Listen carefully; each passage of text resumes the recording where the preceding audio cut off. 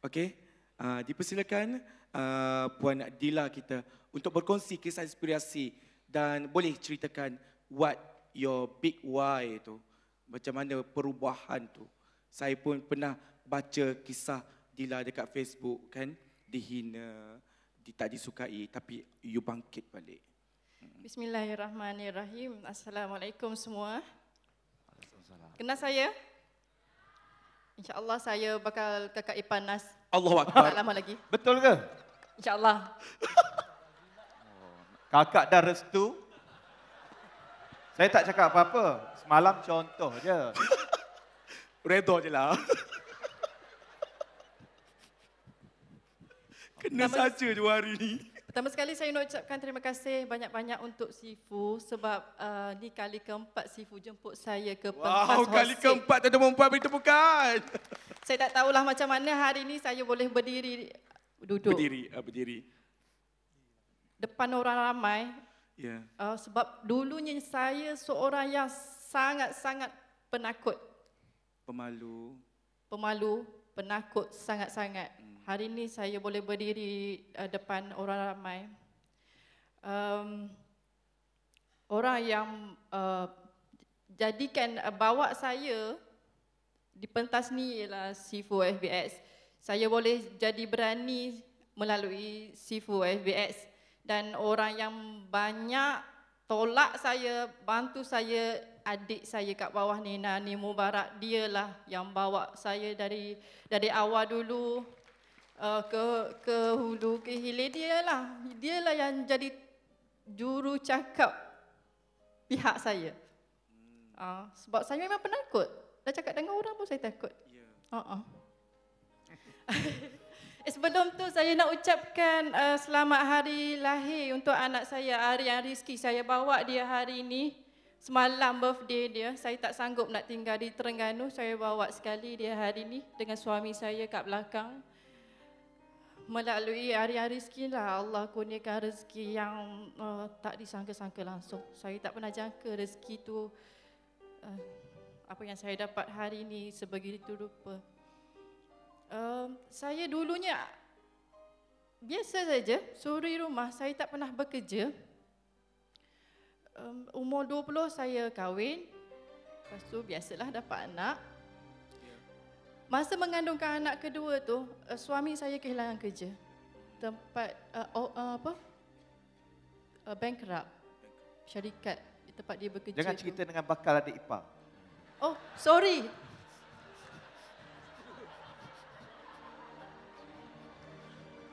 Okey, bermula dari situlah zaman kejatuhan saya dan suami serta anak sulung. Tengok kamera dia lah. Bermula dari situlah macam-macam cabaran, macam-macam dugaan, macam-macam lah yang datang. Sampai orang datang rumah minta hutang, rumah nak kena lelong, kereta Wira yang banyak jasa tu pun dah berapa kali nak kena tarik. Tapi Alhamdulillah masih ada rezeki. Allah masih pinjamkan kereta tu pada kami. Inilah kereta ni anak sulung saya. Dialah yang melalui zaman kejatuhan ni dengan kami. Lepas tu saya tak boleh, saya rasa saya perlu lakukan sesuatu. Saya tak boleh duduk diam saja. Bermula dari situlah saya fikir-fikir apa yang saya nak buat. Dapat idea saya kena berniaga. Masa tu Nas, bila kita tak ada apa-apa, kita cuma nak duit.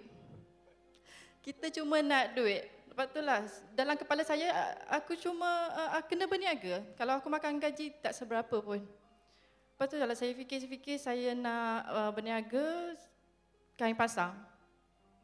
Saya pinjam dengan abang saya modal RM1,000. Abang saya bagi pinjam modal RM1,000. Memang saya suka sangat masa tu, sebab masa tu kita tak ada duit, tiba-tiba dapat RM1,000, macam RM10,000 lah dapat perasaan tu. Lepas tu, pergilah cari kain pasang, tudung, cuba berniaga masa tu. Tapi tak menjadi. Jual dekat jiran-jiran, jual dekat orang kampung, rumah ke rumah, sampai Sampai satu masa tu dengar dah di telinga saya seorang jiran kat kampung lah.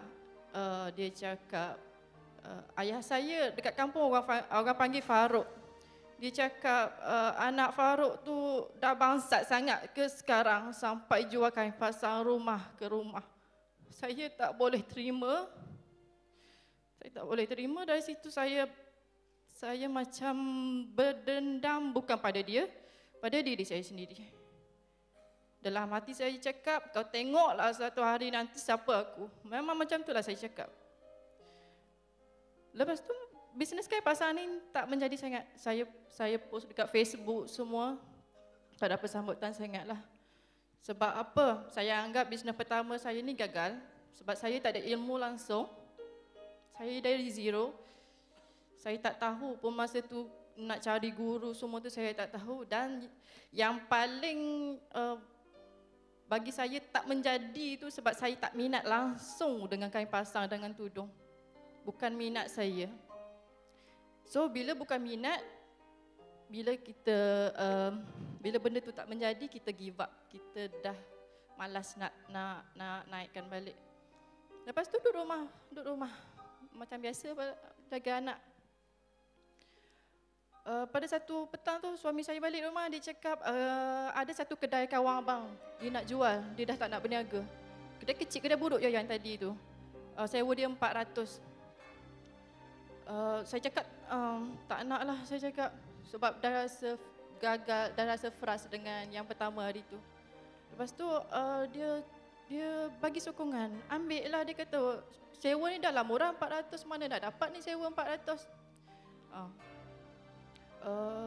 Masa tu kawan dia tu buat bisnes kedai telefon. Saya cakap boleh, tapi saya tak nak buat lah yang telefon tu sebab saya tak minat. Okey, dia cakap buatlah apa yang saya minat.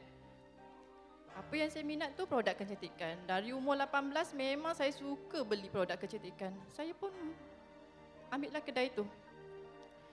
Di kedai itulah saya dengan anak saya 2 orang hari-hari di kedai tu. Pagi saya siapkan dia orang pergi sekolah, pergi tadika. Dia orang balik tadika, saya tutup sekejap kedai, ambil dia orang balik, duduk kedai. Setiap hari sampai pukul 6 petang saya tutup kedai. Inilah anak saya 2 orang ni.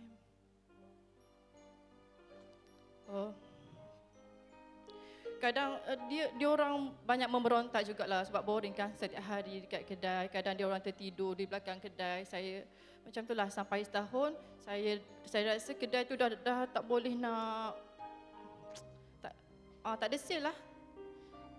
Kadang ada, kadang tak ada, memang saya frust. Tapi saya ingat macam ni, setiap kali lepas nak tutup kedai, setiap petang tu, lepas tutup kedai, saya akan tengok duit sale yang saya dapat hari tu, walaupun RM10, walaupun RM20, saya akan cakap, terima kasih ya Allah untuk rezeki hari ini.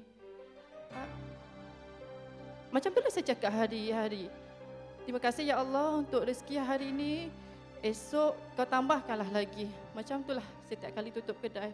Terima kasih ya Allah untuk rezeki hari ini. Esok kau tambahkanlah lagi. Lepas itulah bermula dengan ada dah produk sikit-sikit. Saya buat page sendiri. Saya terjumpa FB Ads semua tu. Buat FB Ads dapatlah sale. Ada dah nampak lah. Lepas tu saya tengok cabarannya di situ, saya tak tahu macam mana nak upkan lagi, nak naik, nak tingkatkan lagi sales tu. So saya mula cari guru. Saya cari guru dekat Facebook. Belajarlah ada 2-3 orang guru. Diduga Allah, saya pernah kena tipu dengan seorang guru ni. Hangus dalam 5,000, ads ke mana, duit ke mana. Lepas tu Allah bagi jalan, search dekat Facebook tu jumpa Sifu FB Ads. Saya tak cakap banyak, saya terus cakap pada Nani, jom teman aku nak masuk kelas Sifu ni. Sebab aku nampak macam okey je. Lepas tu, itulah. Nampak macam okey je. Macam okey je. Masuklah chapter F dengan Nani. Macam terkejutlah masuk tu sebab ilmu FBS tu kita tak pernah tahu. Tak pernah sangka pun macam tu ilmu dia. Lepas tu teruslah masuk kelas advance elite. Lepas masuk kelas elite tu, kan ni kita balik hotel terus buka laptop buat tapi tak menjadi sangat masa tu. Saya salin nota penuh dalam buku. Tapi sampai hari ni Sifu saya buat Satu, dua teknik macam tu je. Punya Apa banyak lagi? teknik, satu teknik je buat. Satu teknik macam teknik oren lah dari dulu sampai sekarang. Sifu Teknik dah oren jenuh, je so tahu. buat video semua saya tak buat lagi. Lepas tu ya Allah saya tak sangka Tuhan duga sikit je 5,000 je saya hilang. Lepas beberapa bulan dah naik puluh ribu, dah naik ratus ribu, dah naik juta. Inilah guru saya, sifu saya. Tahniah. Hebat. Lepas tu sampai sekarang lah saya berguru dengan sifu FBX sebab memang terbukti ilmu yang sifu ajar tu walaupun kita buat sikit je insya-Allah menjadi Berbaloi.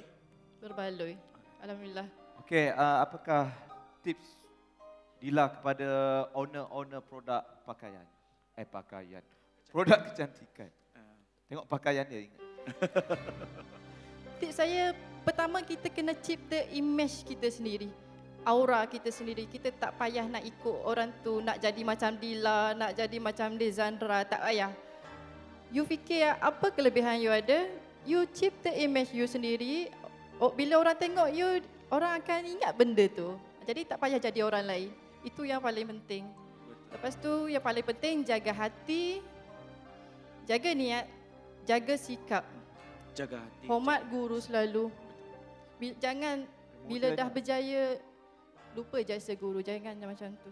Ya. Harap kita semua tak macam itulah insya-Allah. Jaga hati, jaga sikap dan hormati guru. Terima kasih Dila. Alhamdulillah. Menitik Leleh air mata saya tu. Menitik air mata adik Sebelum di ni tak sini. pernah nangis dengar cerita